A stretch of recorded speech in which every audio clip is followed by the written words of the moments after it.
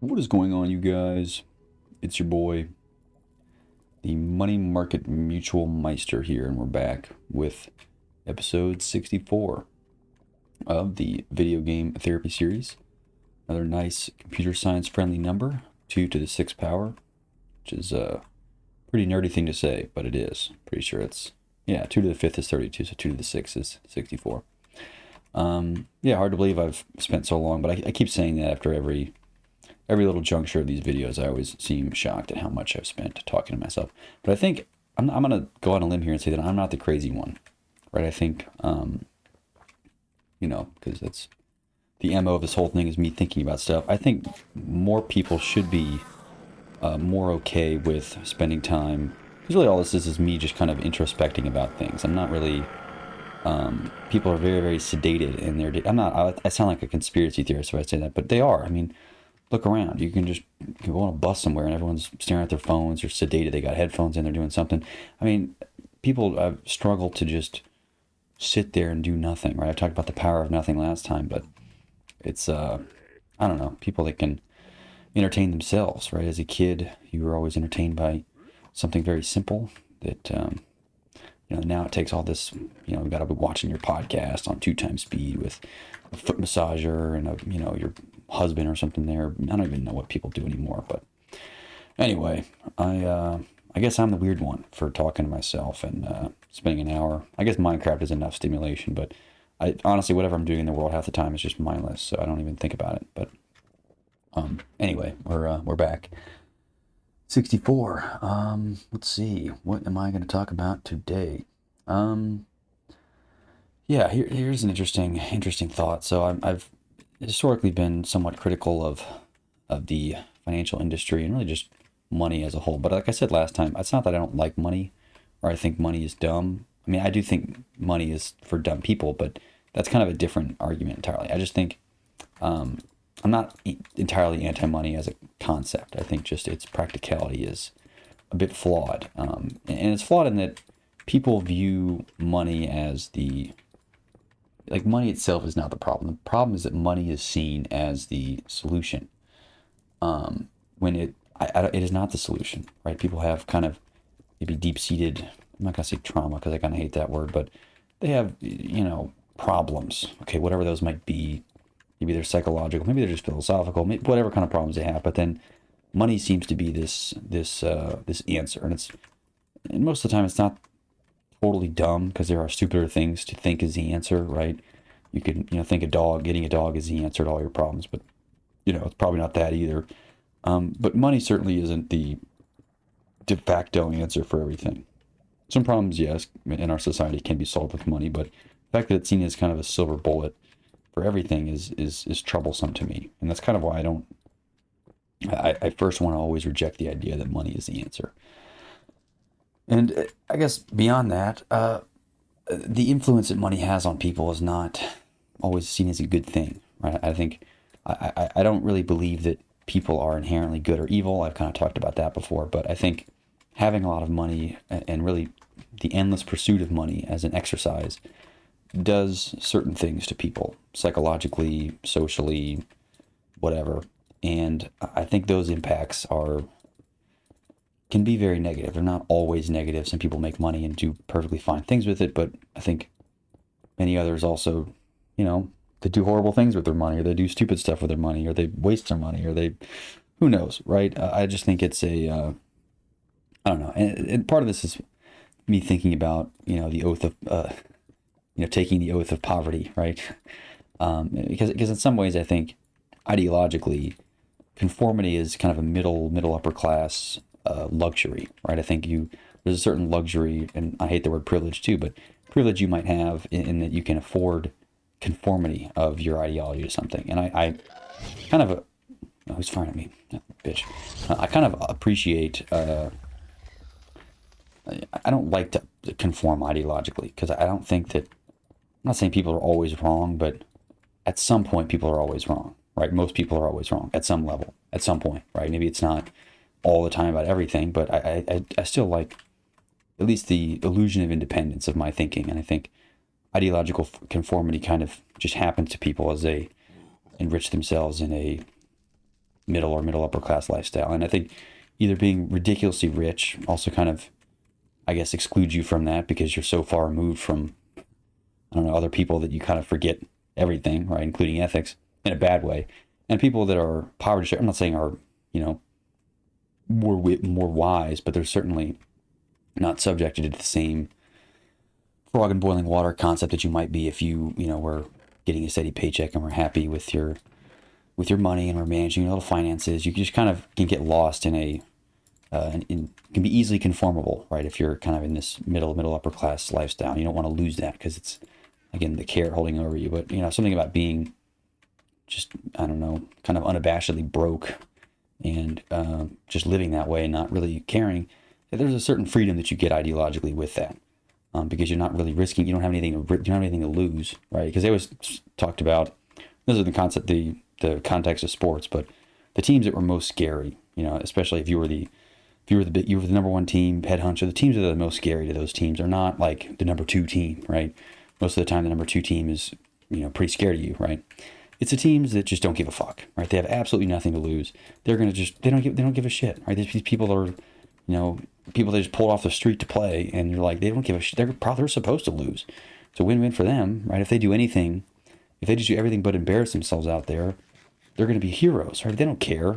And those are always the stories where, you know, the team comes out and wins, you know, some miracle. It's not the number two team. It's the team that's like, who are these people again, right? And I think some of that happens. It happens at kind of every, you know, I keep saying abstraction as if it's my word of the month. I think I just love that word.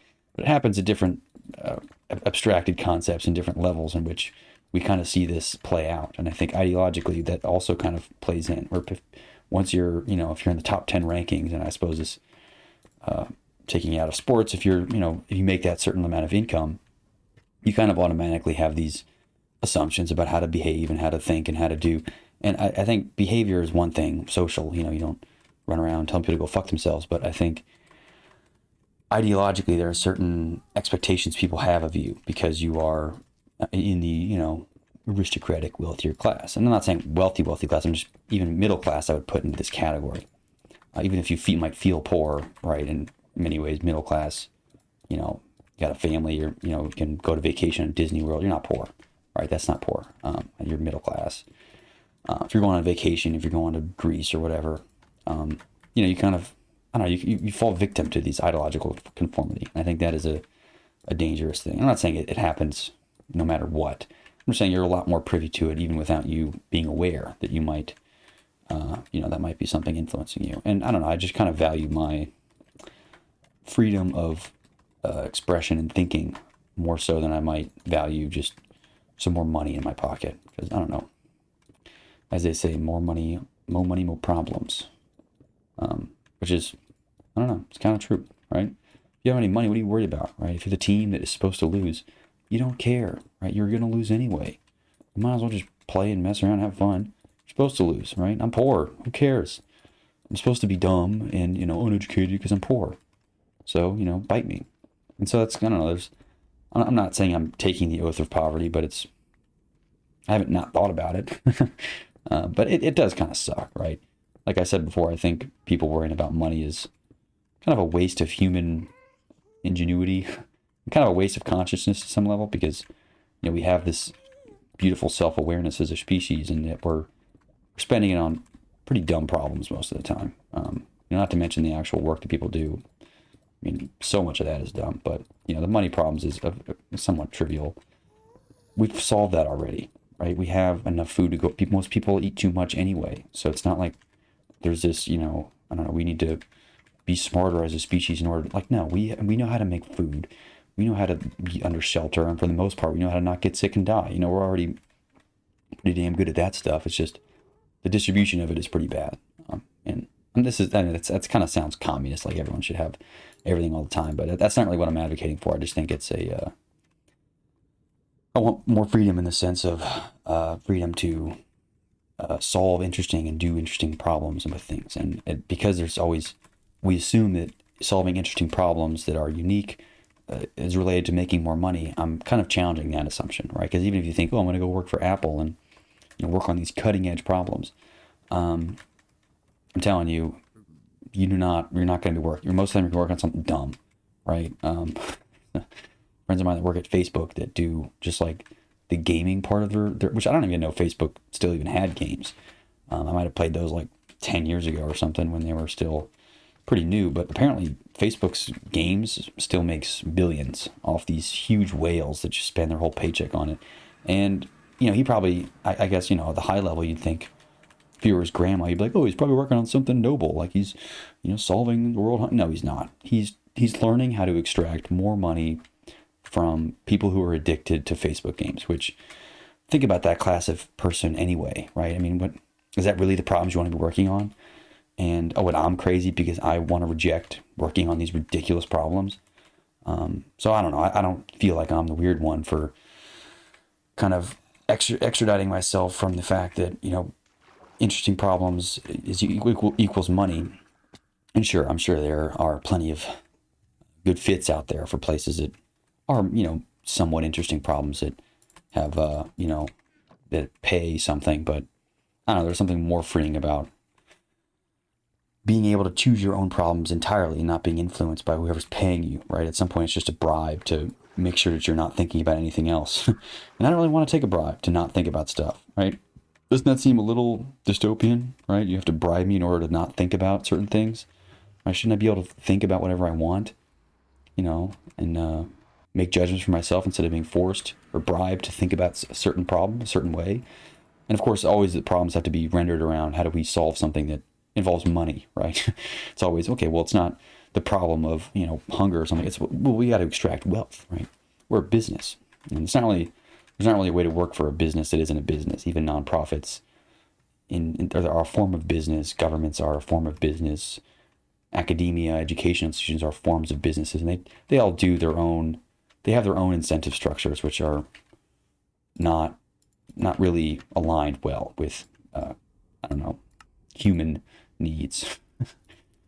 So I don't know. It's its own set of problems, but that's just me kind of bitching about stuff. It doesn't matter too much. But yeah, I'll move on to another topic.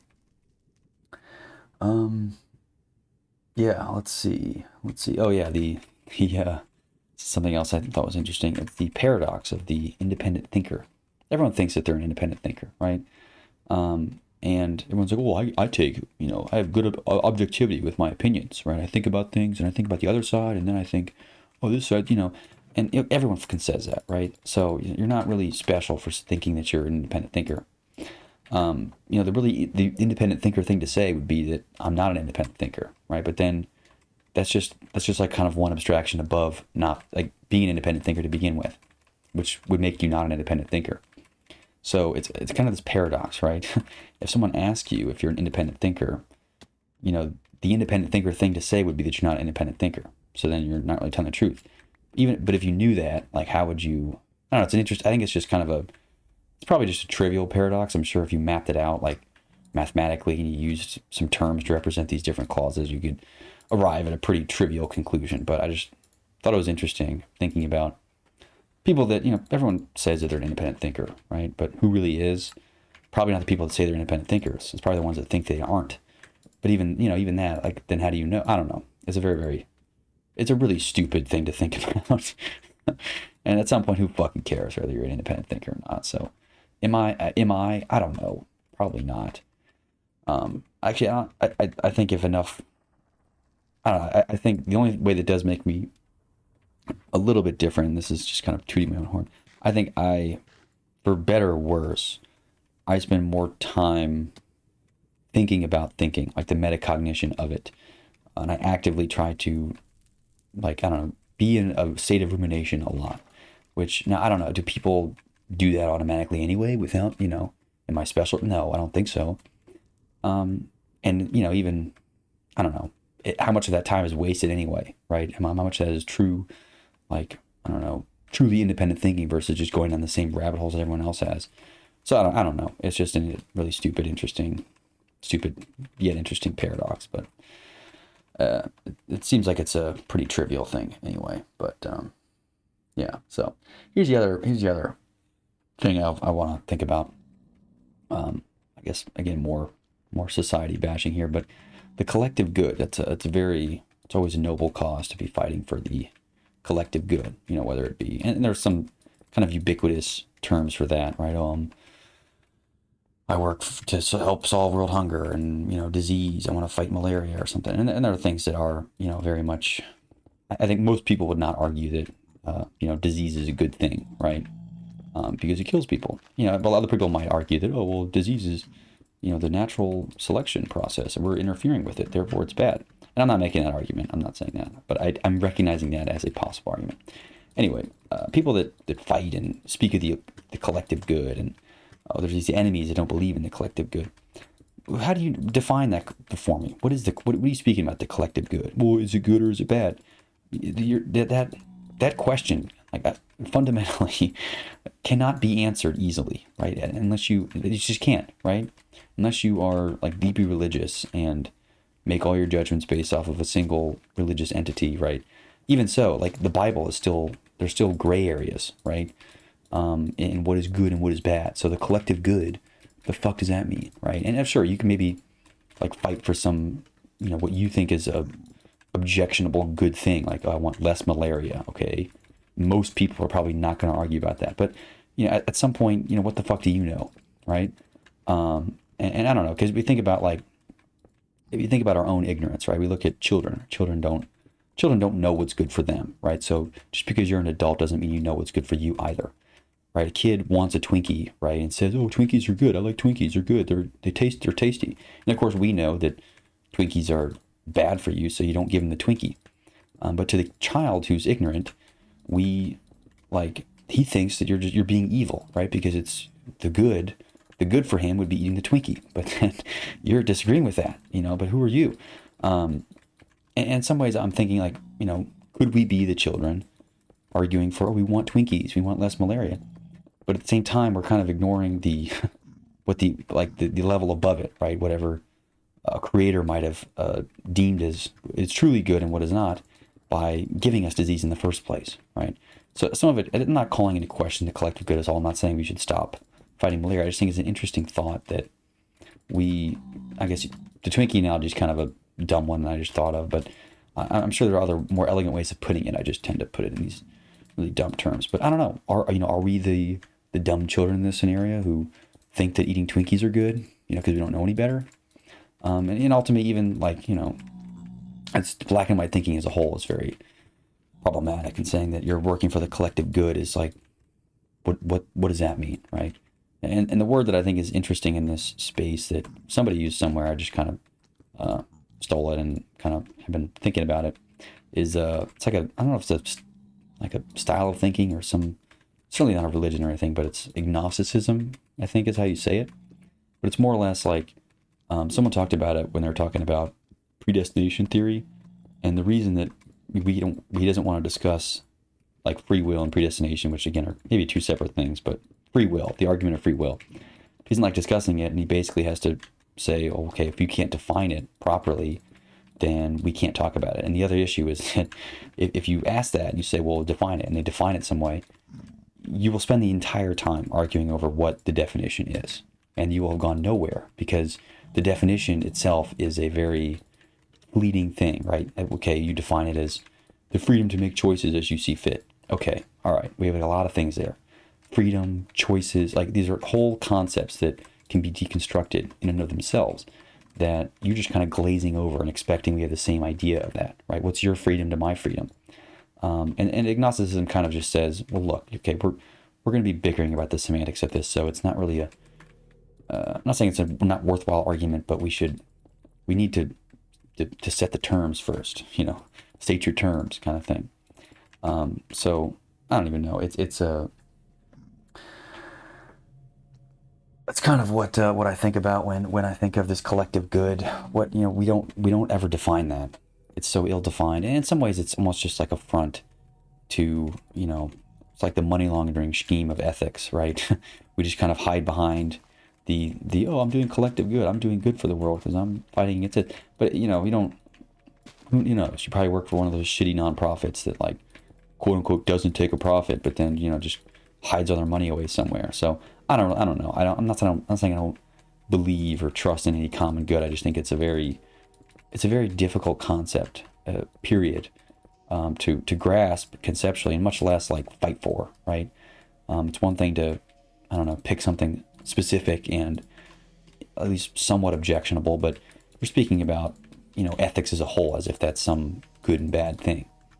I don't know. I suppose cold-blooded, unsolicited murder is probably a bad thing. But, there's, again, I'm not saying there's a whole lot of gray area there, but you can't, defining that alone, okay, what constitutes exactly this cold, it's not a dead set, this is exactly what this is all the time. So I don't know. It's still there's always kind of a gray area with everything. And I realize that as a society and as a legal system, we have to kind of draw a line somewhere, but I don't know. It seems difficult, right? And also just gives people something to hide behind, right? They goes, oh, well, I'm a nice person. I'm fighting for the collective good, So I don't know. It just seems a little. I just don't like when people use that kind of language as if it's some silver bullet for saying and doing things, or they say, oh, well, I volunteer, therefore. It's like, that doesn't mean anything, okay? That's, it's kind of just your version of mental masturbation, right? So I'm not going to bow down because you're this great person. Like, I don't really believe in these good versus bad people. We're all people in some sense, and some people are good to others, some people are bad, right? And sure, you might be on the democratic good, meaning that most people don't like Nazis, therefore Nazis are bad. But I'm sure the Nazis themselves look like good people, right? They think these are just regular upstanding people. They're Nazis, and obviously in a historical lens, we can say they did horrible things, but I'm sure many of them, again, but went in with this, the road to hell is paved with good intention, as that kind of, applies in this scenario. But I don't know, I'm not going to talk more about Nazis, but so I don't know. For the collective good, do you fight what you want or what you think you should want? In the case of fighting for others, do you fight what they say they want or what they think they want, right? So do you fight for getting the kid more Twinkies because this is what they want? Or do you fight for what they should want, which is not a Twinkie and a vegetable or something?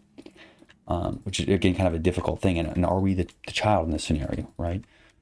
And how do we know that, right? You don't know. You're not a higher consciousness who's been able to dissect and understand ethics. You're just a meatball with consciousness. So anyway, all right. Let's see. Here's my another opinion. This is totally tangential. So we're moving on to new topics. And this is just the way I do things. So I might be a little weird for this. Whenever there's a piece of media, this is not even media, just a piece of a consumption material, book, TV, movie, television show, whatever. I really can't watching it just once is kind of a waste for me. I think books especially, and then even TV shows and movies and other pieces of creative work, I'll say creative works. I think they really should be like read and watched multiple times, right? Like many times. I think I don't know why I'm the weird one that only watches a movie once. Well, I already watched it. I don't want to see it again. There's always just more, I don't know. It's kind of removing a lot of the subtlety. And especially if it's something that like, oh, there's a spoiler. I know the spoiler already. Well, if the entirety of the creative prowess of the work is just in the fact that there's some spoiler because it's withholding information from you, then it's maybe objectively just a bad piece of creative work, right? I think the real good ones have this rewatchability factor that allows you to, I don't know, it's not even that you have to see it differently every time, but it has, I don't know, it shows up every time, right? It scores an A every time. It can, there's repeatability to it versus if it's just a one-trick pony, it's the same, you read the book once and you get everything about it and it's not really, there's no more to glean from it, then, I don't know, it's a bad book. And because I read books all the time, and they're ones that I read like very recently. It's not like I wait 10 years to read it. I'll read it and then 6 months later I'll read it again. And part of this is just so more of it sticks and I kind of get more of what I glazed over, but it's finishing your plate, right? So I'm eating the food, I'm consuming whatever media this person has written or has created or whatever.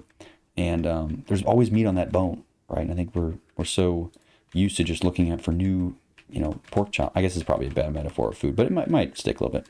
We need to get more out of those pork chops, right? We're just kind of eating it once and then casting it away, but there's still lots of meat on there. So I don't know. I rewatch media. I reread books. I watch television shows over and over and over again, because there's always something. There's more there always, right? I don't. Novelty isn't so. Isn't really a powerful force behind my media consumption, right? I don't need new stuff, right? Play the same Pokemon game a gajillion times. So I don't know, but there's some more factors to play there. But I just think it should be more normal that things are read and consumed multiple times. Listening to a song once is just once is weird, right? We like to listen to the same ones over and over again, but why not books, right? People have like these bookshelves with thousands of books. Really? You think, how do there's no way you like have like absorbed everything that's there, especially if you only read them once, right? It's one thing if you have 50 books and you've read each of them 10 times, right? Then I think you probably get more out of those books than if you had read 1,000 books once, right? I don't know. That's just kind of my theory with it. I'm not saying there's any. I'm sure there's some wacky PhD science behind this that justifies one point or the other, but in general, I just think that there's a lot more to get from media than just one go around. So anyway, let's see here. Here's a amazing quote that I love. So, as one does that ruminates consistently, I always think about the questions and answers to life, right? Which, I don't know, if you're living right, don't come up or change often, or don't, there's no fucking answers, right? It's all just kind of whatever works for you at that time, kind of thing. But anyway, one I thought was really really interesting. I don't quite remember whose quote this is, but they were like, well, what do you do? What's the point of life? What's the meaning of it all? And it's like, well, there's none. But how do you deal with it? I think the question was more, how do you deal with the fact that there's not really some inherent meaning, right? There's just it's all just kind of made up. And the guy's answers, and this is some poet, I'm sure, but he goes, the answer is to be drunk, always. The answer is always to be drunk, be it on wine, poetry, or virtue. No matter, but be drunk, which I think is a funny way of phrasing it, right? Now, I love that initially you're just like, what? The answer is just to be an alcoholic, but then he's like, well, be drunk on wine, poetry, or virtue, meaning that, yeah, of course, he's in some sense being literal, which you could just be drunk, but you could also be drunk on virtue, or drunk on poetry, and drunk on, it just means do something, right? You got to be kind of fixated or focused on something. And, while it might be better or worse to be a drunk versus a poet, it still nonetheless kind of provides a funny way of thinking about it, right? So it doesn't really matter. Just be drunk on something. That's the answer. Which I think was funny. I really liked that the way of putting it. So I just wanted to share that quote. Yeah. So I guess here's the other thing. This is kind of more of a political topic, but I don't know. Modern. I hate to use the word environmentalist. I hate to even define these words because they're so hairy to even, what am I talking about to some extent? But I'm gonna do the best that I can just with, I guess, democratic acceptance of the word, right? So if I say like environmentalism, whatever 80% of the people think that means to them, right? And when I say consumption, that kind of means whatever. And like, I'm not going to be super specific about what these terms mean, but hopefully that doesn't completely devalue my thoughts on the matter. But my postulation is, I think that this environmentalism and consumption are somewhat entirely at odds.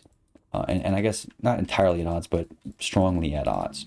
And the way I see this coming up is that I think I was in the grocery store, and they're like, oh, well, we got recyclable bags, and there's recyclable packaging, and there's recyclable, and it's like, it's all still buying, like, is it better to to not buy this item, or than to purchase one in a renewable bag or something like that?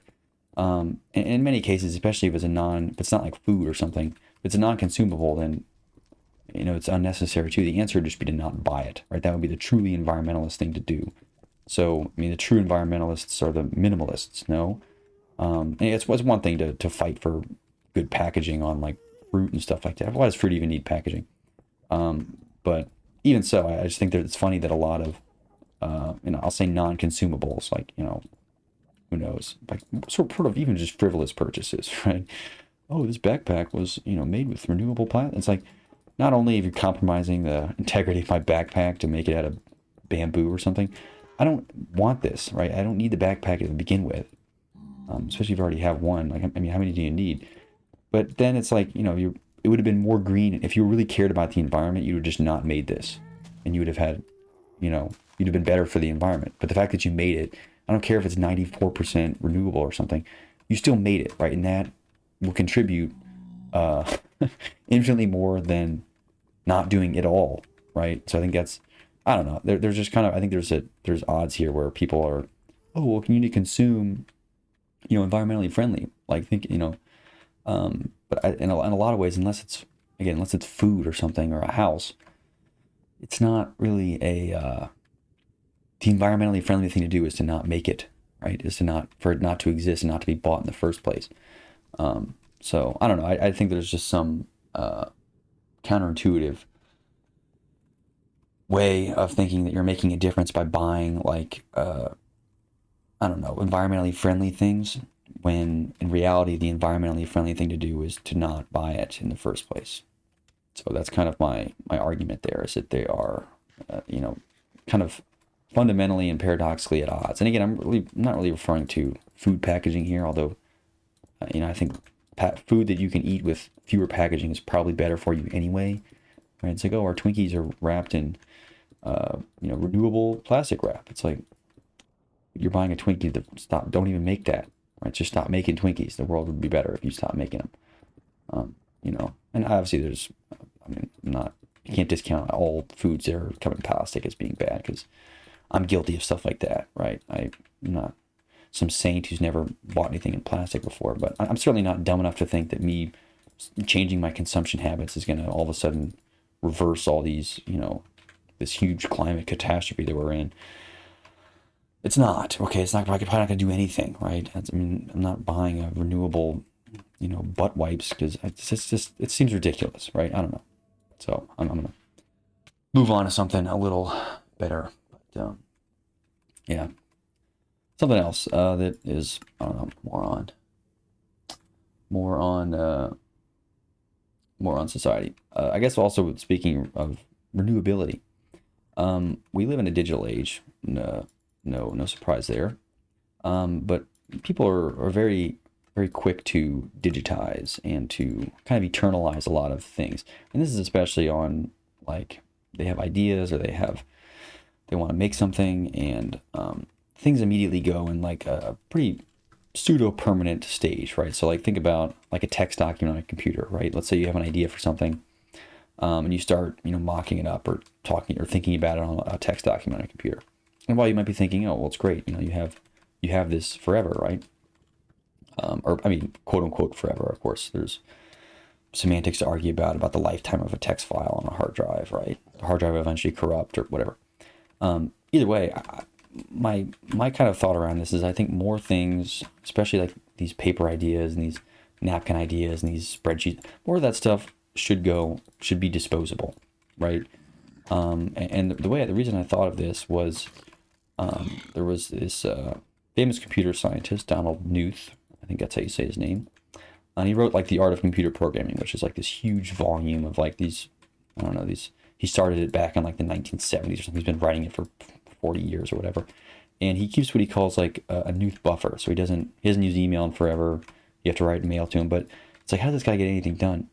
What is he even doing? How do you even, there's no, is everything, but on paper, or, what computer does he even use? But so what he does is, instead of just like immediately going to like writing the program and end up writing some garbage ass program that is crap. And especially like with his writing, he doesn't want to just start writing something and it be garbage. And now he's looking at a pile of garbage. He basically like spends a lot of time just making it on disposable mediums. So there's like sheets of paper and other like little loose leaf stuff that he can throw away. That's before he even like makes it anything more permanent than that, right? So he kind of starts with this uber disposable kind of, rough draft kind of thing. Because I think that's kind of the nature of what rough drafts should be. They should be disposable, right? And especially most ideas, most things, and most little spur of the moment, they're junk. Let's be honest. I've had my fair share of nights and weekends spending doing something and ends up just being a complete waste of time. And it'd be nice to just, I'm sure, but it's nice to like have it archived and like it to be around. But in a lot of ways, it's clutter. It's garbage. It's junk. So I think there's an argument to be said that many things just belong on a disposable sheet of paper. Or on some other medium that is, a whiteboard even, because you can just erase the whiteboard and it's gone. I'm not making an argument for everything. I just think there's, especially as production of things ramps up with LLMs and things just become more and more junk is going to be created, right? So it's nice to have the curation and making things that are quality is, I think, going to be more important going forward than just churning shit out. So I say that as I'm quite literally spending no time curating what this video is. So I completely recognize the hypocrisy of this entire series is antithetical to exactly what I just said. But either way, I'm just trying to discuss an interesting idea, not necessarily that I'm some perfect embodiment of this. But I just thought it was an interesting thing that Mr. Newth did, or Dr. Newth, or whatever he is. I'm sure he has a doctorate. To I don't know, to result in higher quality, because the book that he's written, I'm not even sure if it's finished yet. I don't think it is, but the book he's written is like of superb quality and is hailed as like this almost this Bible of computer programming. And you obviously don't get there by just writing junk, right? He's obviously thought very deliberately about everything that goes in there, and I think making things disposable probably has a higher tolerance of quality than just churning shit out. So, these in some ways are disposable because I guess the file, they're not really actually. That's a lie. But I don't know. Too bad. I don't care. Anyway, let's see. What else do I want to talk about here?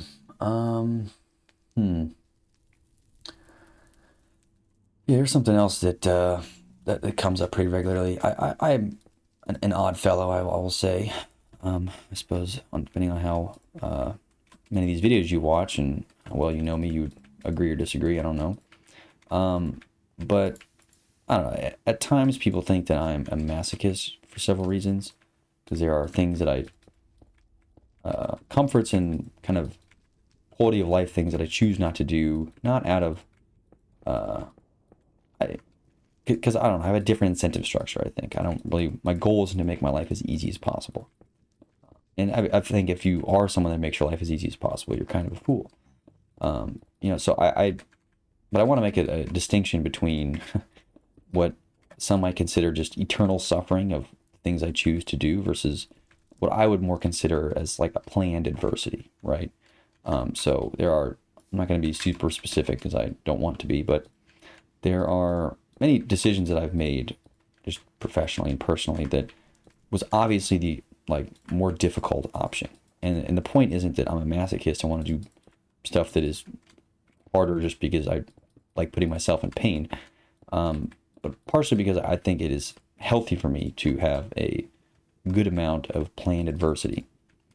And so it's kind of just, I know this is going to be difficult, but that's kind of the point, is to do hard stuff. And I've mentioned before that I think doing hard stuff makes you good at more stuff. So why not, if you want to be good at stuff, which is, I guess one reason to be alive is to get good at something and, I don't know, be good at it and feel good, have pride in something you're good at. You have to do hard things. There's no way you can be, everything's not like, if things are always easy, there's no way that you're going to, really, you're not going to see as much progress as you would have as if things were difficult. And I'm not saying, it doesn't kill you, make you stronger. So if you cut off all your legs, you'll, be better at something. I'm just saying there's a balance between this planned adversity versus this eternal suffering. And some people tend to think the decisions I make around doing things is eternal suffering and is just a masochist being a masochist. But it's and that's what I consider more planned adversity, which I think is healthy. And as someone that I kind of know myself, and I know that if presented with two options and it's, no one's looking, I'm going to choose the easy one, as most people would. And you're kind of a liar if you just, oh, no, I automatically do the harder thing, or you're actually a masochist. But I know that, if I give myself only easy options, I'm probably only going to do easy things. I'm not going to actively seek. So I kind of make a point to be someone that kind of always chooses what, not the more difficult thing, but difficult as it relates to it being worthwhile, right? So a more worthwhile thing. And I wish I had better examples, but there, I don't know, there are many times, even professionally and personally, I could have just done things that are objectively easier things to have done, right? It's the easy road. This would have been way easier for everybody. But, part of me just kind of wants that to, apply some pressure to myself, because as they say, pressure makes diamonds. But anyway, so there's just a distinction there that I think I want to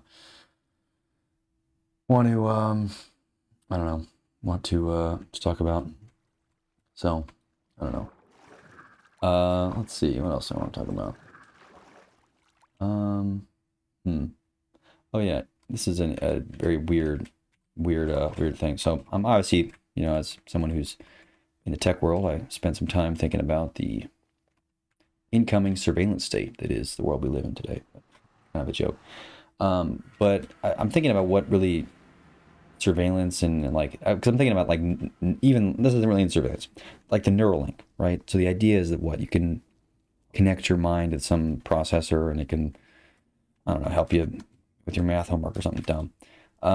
Okay, think about a world where this information somehow becomes public, or you're able to hack people's Neuralinks and see exactly what they're thinking and yada yada yada. And look, we'll assume for brevity's sake that it all works as described, or there's not some bug, or it's, I'm sure this is all impractical. But really what this does is it removes information asymmetry, which I think would be disastrous for human relationships. Human relationships kind of have to have this information asymmetry, meaning that there's a certain amount of just not really blind trust, but it is really just blind trust that you have in another person. And I guess without that, you're living in a world where I guess ignorance as it's known doesn't really exist, because you always know what the other person is thinking and what they're going to do. So you can't really tell, it's kind of the end of white lies, right? This information asymmetry that no longer exists kind of kills all white lies. You can't just lie about harmless things, because they know exactly what you're thinking. Which I think is really dangerous, because I think so many relationships are kind of built on, not built on lies. that sounds pretty harsh, but there's a healthy amount of lying in relationships. I'm not saying blatant lies, if you cheat on me kind of thing. I just mean there are very subtle things, right? It's like withholding information, or very selective lying. And I'm just going to call it lying for simplicity, but you can put different, more, soft words around it, right? It's, massaging information or whatever. But with these, with presumably some Neuralink chip or something, all that is gone, right? There's no information asymmetry, no longer exists. So then there's this, what I would say is very problematic in the area of human relationships, because we make mistakes, we do things to cover them, and there's always a certain amount of, I guess, film on top that we use to protect the sanctity of human relationships. And without that, it's quite dangerous. I don't know. It'd be a horrible superpower to have. Know what people are thinking all the time. It would be, I don't know, I have to think about the implications more, but it's, on one hand, it becomes very problematic. Well, the answer is just never lie. It's like, okay, well, never lie or never say anything that isn't 100% true. And okay, what is 100% true, right? People think things and then don't do them, or think lies and then rebuke them later. And this is all happening in zero time, where You think something horrible, you can't take it back, but then there's this, I don't know, it becomes very problematic if there's literally zero information asymmetry with, especially with thoughts, because thoughts are, we don't even know what that is, right? I mean, scientifically, we can't even really define a thought. We can just say it's this specific sequence of neurons firing. It's like, well, what does that mean? What does that mean in me? But these thoughts aren't the same, but what are these neurons? You don't know, right? There's a lot, you look at a brain, you can't tell what they're thinking, right? So, I don't know, it's very, very dangerous, you know, putting a chip in our head to write JavaScript or to, you know, talk to your wife about something. Who knows? But there's just a certain amount of non-truthfulness, we'll say, that is kind of the backbone of these fallible human relationships. And because we are so fallible, and maybe the point of these whole chips in the first place in this cyborg future or whatever is to remove the fallibility of humans, to make us these, I guess, perfect in whatever way that means. But to me, that also kind of seems equally problematic, because at that point we're no different than robots if we're, you know, augmented in a way that makes us hyper efficient, perfect, you know, rational, perfectly rational things. I think there's humanity in irrationality, like I talked about last time. So removing our irrationality and making this perfect logically is you have to make some difficult decisions about what is like perfect and perfectly logical, because even that philosophically is quite a problematic, you know, presumption. But then, you know, who has control over the tech, and what are we really doing with this? And at what point, what's the fucking point of this then? Okay, fine, we're all now what? We can, you know, pump out more VR goggles. Like, what are we really doing with all this anyway, right? All this tech, it just seems like kind of a waste of human ingenuity. But perhaps I'm being too bitter and I don't see the full picture of the cybernetic future or whatever. I don't know. I'm quite far away from being swayed as a proponent of this Neuralink chip or whatever else other stupid AI companies come out of this thing. I'm quite cautious of that because, I don't know, I see humanity as we know it at stake. And maybe it's because I'm not advanced enough, right? I don't see humanity beyond the singularity. But at that point, what is the humanity then? If it's this, I don't know, fragile thing that we just have to invent one little processor for and all of a sudden we're past it. I also think that we're quite far away from anything like that. I think there's a lot to be said for the power of large language models and just all really machine learning and big data and all this other stuff. But the fact that we have made nothing that reasons like, or that models human behavior, human thinking at all, right? We've had human behavior is modeled pretty well, like the speech and stuff, but the actual, like, I don't know, chemical brain act, like that action of the human thinking in whatever ways that we don't understand. We're not even close, right? Not only do we not understand it neurologically and chemically to the extent necessary, we have no way of modeling that, even with, you know, even at a very rudimentary level. Like even a single neuron is a very difficult, maybe, you know, difficult and or imperfect thing to quantify and measure properly, right? And I'm not a neuroscientist. I guess I'm kind of speaking out of my ass with that, but I don't know, maybe there is these advancements and we're closer to it than we thought, but it's certainly far away from its applications in computer science. So I'm not too worried about that, but I don't know. I guess that's probably a topic for another time. But yeah, human cognition in general is quite it's a self-defining but yet a rebellious act in some ways, because it seems like we're moving away from, you know, letting the freedom of thoughts and their irrationality. I don't know. I think we might also just be in a human phase of super focused on rationality as a concept, because at a certain point there was, I don't know, cultures had accepted a lot of ambiguity, and I feel like now with science and with, you know, the Renaissance behind us, you know, we're very much less, you know, we automatically think logical is better than illogical, but I'm not totally convinced of that. And that sounds, you're not totally convinced of logic. Yes, I'm not. And it's maybe a very opinionated and a, you know, stupid or illogical thing, but that's the very nature of it, right? I don't think it's it's wholly good that that logic should dominate anything and everything always, right? I think there's a certain a lot of it that we don't even, we can't even really define logic that well, and what that really means in our day to day. I think there's just too much ambiguity there yet to truly live by logic and logic alone. Well, at some point, then we're just moving towards being computers in computer land, and how's that better, right? Isn't there? I think everything that we really love about humanity is all these. Oh, it's inescapable joy or inexplicable joy, right? It's all these. These are all things that are completely illogical. Oh, love, right? Okay, what is that logically then, huh? It's like really we love so much, but then when we're all towards this robot future where everyone's mathematical and perfect, and but then the love is gone. So then the whole point of your thing is, then what? Now what? Great, now we're all robots that think perfectly rationally and have, no information symmetry at all times. We know everything everywhere and can do anything. But then now what? We're just lonely robots doing nothing and pretending to be in love because we had to define it, and now it doesn't mean anything anymore, right? I think some things might mean things because they don't have a definite, you can't define them. So there's probably more to dissect, I guess, specifically on the whole love thing and what humans really want and are after. But human consciousness is an interesting thing, and I think self-awareness of human consciousness is what is our little special power as a species, right?